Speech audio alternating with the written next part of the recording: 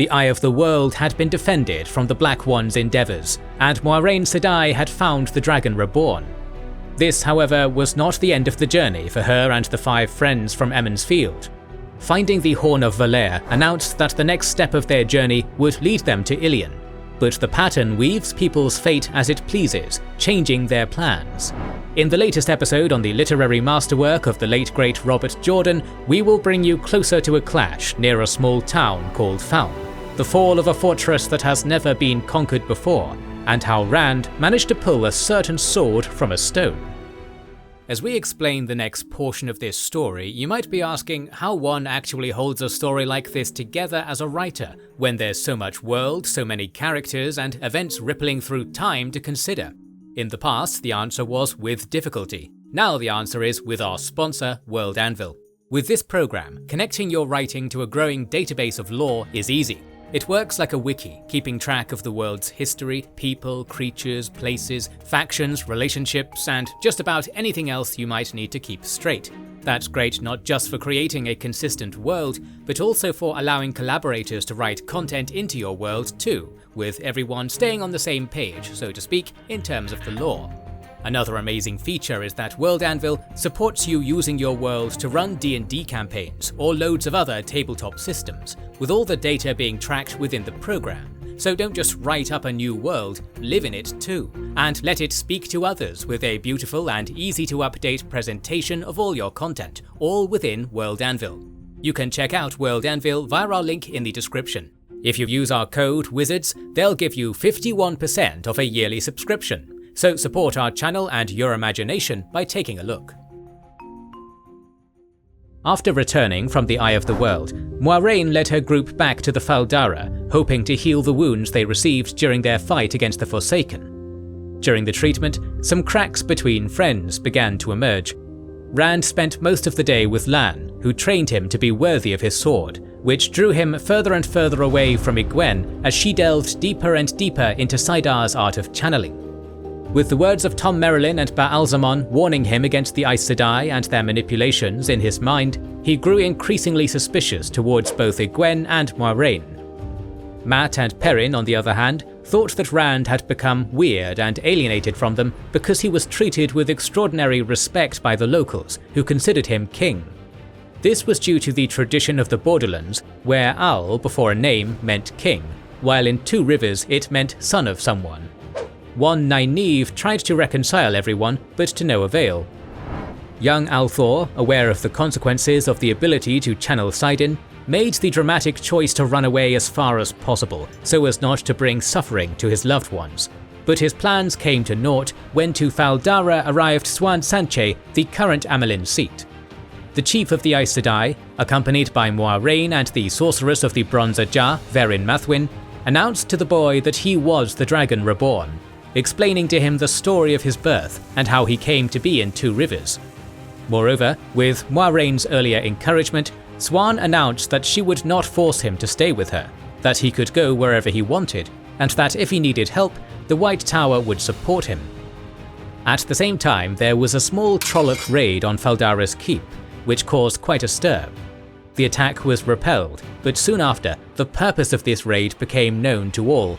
The Shadowspawn had come to free Padan Fain, who fled with the Horn of Valere and a ruby dagger taken by Mat from Shadar Logoth. Rand, searching for Egwene in the dungeons, came across the Aes Sedai of the Red Ajah, Liandrin Gwyrael, who used the One Power to get the boy's answers to her questions. In addition, he found dark prophecies on the wall, probably left by the Trollocs. These events contributed to Rand's departure from Faldara, who, at Moiraine's urging, decided to follow Fain's footsteps and retrieve both the horn and Mat's dagger, without which his friend would have died faster. A party was formed to hunt down the former merchant turned Darkfriend, led by Rand. He was to be accompanied by his friends Perrin Aybara, Mat Calthon and Loial, as well as a group of Shienar men-at-arms, led by Ingtar Shinawa, who became his second-in-command. Nynaeve and Egwene were to go with the remaining Aes Sedai to Tar Valon. On the day of departure, however, there was an unsuccessful assassination attempt, which was supposed to target either Rand or the Amyrlin seat. The pursuit party was reinforced by Hurin. No, not the one who had defied Morgoth. Hurin's profession was catching thieves and other thugs, aided by his talent for literally smelling violence. Like a hound, Hurin led the team on the Trolloc Trail. Wanting to set up camp for one of the following nights of the chase, they stopped at one of the portal stones. These stones were believed to be the products of the First Age, created by the One Power. Ogier explained that he once read that from stone to stone run the lines of If, between the worlds that might be. During the night, completely unknowingly, Rand transported himself, Loial and Hurin to an alternate world, where they saw a monument erected by the Trollocs in honor of their victory over Arthur Hawkwing.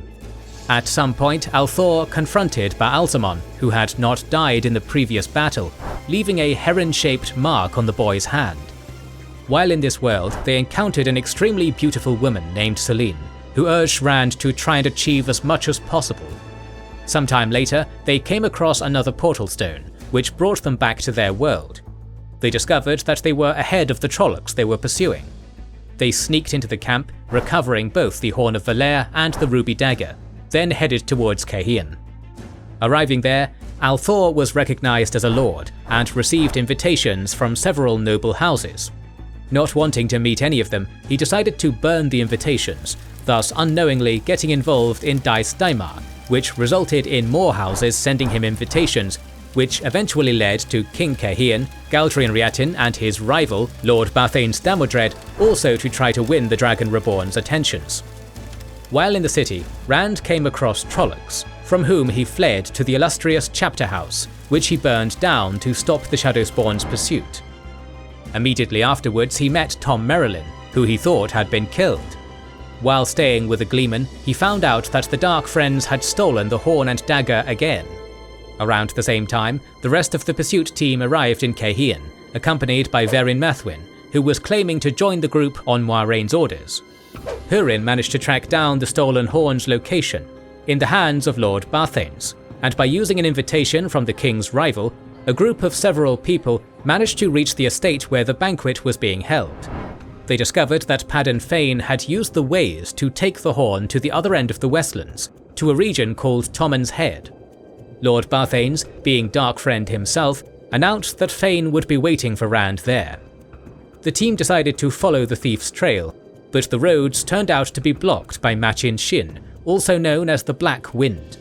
Machin Shin was on the roads, hunting the souls of those who dared to walk them. Deciding to use this method of travel anyway, they went to nearby Stedding, from where they wanted to move towards Tommen's Head. But here the entrance was blocked as well by the Black Wind. Rand decided to use the nearby Portal Stone, but something went very wrong as the group didn't arrive until late autumn, losing 4 months to their normal journey. Tommen's Head was a peninsula lying between the kingdoms of Arad Domen and Tarabon. Falme itself was the largest settlement, though it was a relatively small town itself, and it was home to a community called Domier of Ran, Watchers over the Waves, who awaited the return of Arthur Hawkwing's army sent across the Arith Ocean. Falme was governed by the Seanchan High Lord Turak Aladon, who also led the Forerunners, a small force of the Seanchan Empire that would prepare the ground for the Empire's invasion of the Westlands. Through Padan, Lord Aladon had come into possession of the Horn of Valere and the Dagger of Shadar Logoth, and was also warned of Rand's attempt to steal these items. Althor, along with his companions Perrin, Mat, Ingtar and Hurin, were caught by Seanchan warriors in the process of attempting to sneak into Turak's headquarters. The Lord decided to duel with Rand, considering him a worthy opponent due to the boy's sword with the heron mark. After defeating Turak, Rand and his companions tried to escape from Falme, trying to take Egwene with them, whom he had noticed in the town. Seeing little chance of escape, Ingtar revealed that he was the Darkfriend who let the assassin into Faldara the day he left the city. Regretting his transition to the dark side, he decided to atone for his transgressions, Boromir style, by covering the escape of the others. Making their way out of the city, Rand, Mat and Perrin found themselves caught between the Seanchan forces on one side and the Children of the Light under the command of Geofram Bornhold on the other. Seeing no chance of a successful escape, Matrim decided to blow the horn, thus summoning the souls of the heroes bound to the wheel, and at the same time completely destroying the advancing White Cloaks. Perrin raised the Banner of the Dragon, under which the heroes charged towards the Seanchan warriors. At the same time, Rand was attacked by Baalzamon, whom he duelled in the skies above Falme.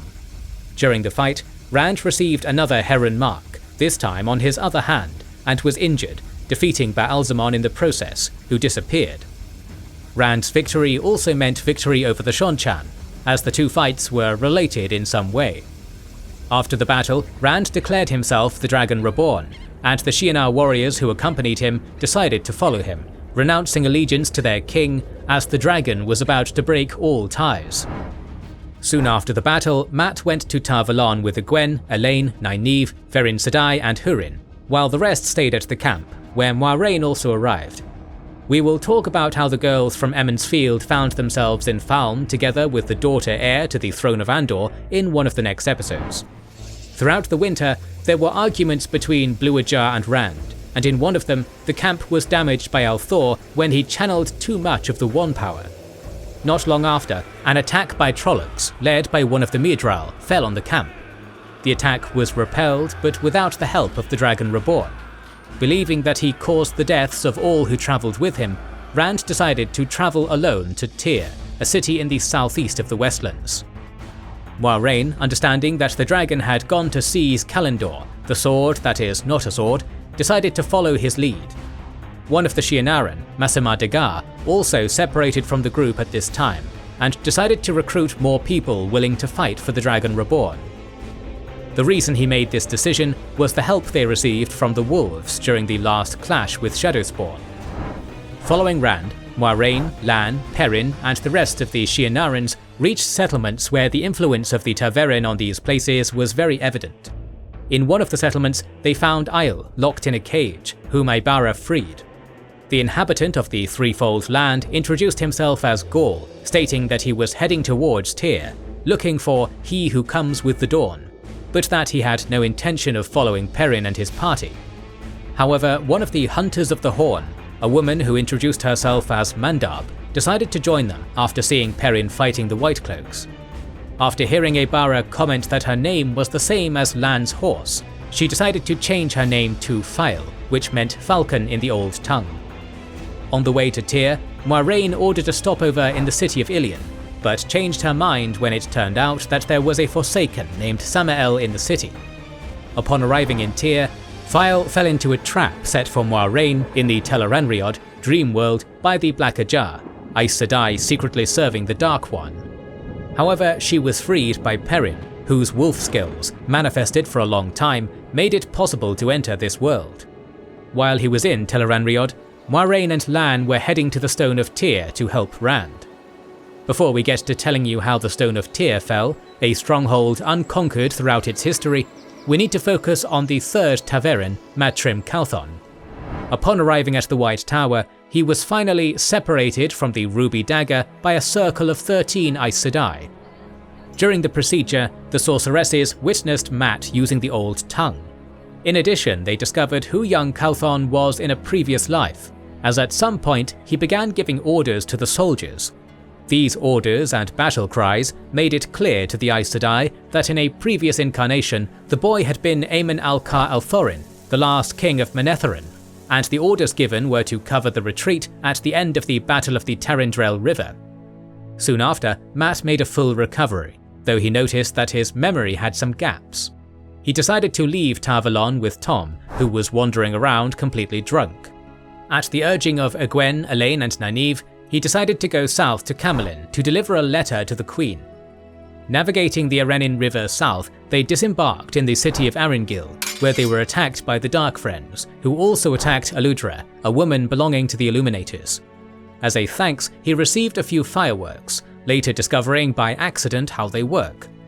After reaching the capital of Andor, he entered the palace in Rand style, where a member of the guard named Talanvor brought him before Queen Morghese and her lover Gabriel, then handed the letter to the Queen and left the city with Tom, heading into Tyr.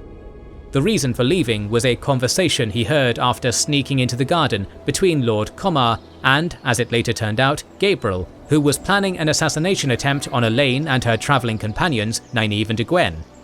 Wanting to save the girls, he went south, where he came across Lord Comar, whom he killed in battle before he could get more information from him. After receiving information that all three were imprisoned in the Stone of Tyr, an impregnable fortress towering over the city, he decided to use the roofs of houses near the fortress to devise a plan to break into the fortress. While scouting, he met two Isle, leader of the Stone Dog warriors Gaul, and Tardad Isle clan chief Ruach. After telling them that he was going to the keep as well, but had no intention of disturbing the Isle, they left him alone and headed towards the fortress. As he made his way towards the wall, he encountered Julin Sandar, a thief catcher who had been working with the Adepts of the White Tower shortly before they were imprisoned, and decided to save the girls with him. Using fireworks from Eludra, he breached the fortress wall and stormed into the keep. Fighting the Defenders of the Stone, the elite Tyran force, and High Lord Darlin Cisnera, he made his way to the dungeons, where he freed Egwene, Elaine and Nynaeve. What they were doing there and how they got there will be explained in another episode. As Mat headed for the dungeons, Rand managed to get to the heart of the stone, the chamber where Callandor was located. This sword was wielded by Lews Therin Telamon during the War of Power, and after his death, it was hidden in the Stone of Tyr and sealed with the One Power, so that only the Dragon Reborn could draw it. There, however, Althor was surprised by a Forsaken named Bilal, who wanted the sword for himself. After a short fight, Bilal was killed, not by Rand, but by Moiraine, who used balefire to do so. Soon after, the Defenders of the Stone burst into the chamber and clashed with the Isle, who managed to get through the walls of the fortress. Rand tried to draw the sword again, but was again attacked, this time by Ba'alzamon. After drawing the sword from its magical containment, he killed the Forsaken, whose body did not disappear this time but lay on the floor of the chamber for all to see. Rand shouted, stopping the fight in the heart of the stone, declaring that he was the true Dragon Reborn. Seeing this, the Defenders of the Stone knelt before Rand, echoing his declarations. For the first time in history, the Stone of Tyr fell and Callandor was captured by Rand, declaring him to be the true Dragon Reborn. The wheel goes on, bringing the world closer to Tarmon-Gai'don, but more Forsaken freed from their prison, heralding hard times for all, and the Seanchan and Isle in the Westlands marked great changes to come. More videos on the Wheel of Time series are on the way, so make sure you are subscribed and have pressed the bell button to see them. Please consider liking, commenting and sharing, it helps immensely. Our videos would be impossible without our kind patrons and YouTube channel members, whose ranks you can join via the links in the description to know our schedule, get early access to our videos, access our Discord, and much more. This is the Wizards and Warriors channel, and we will catch you on the next one.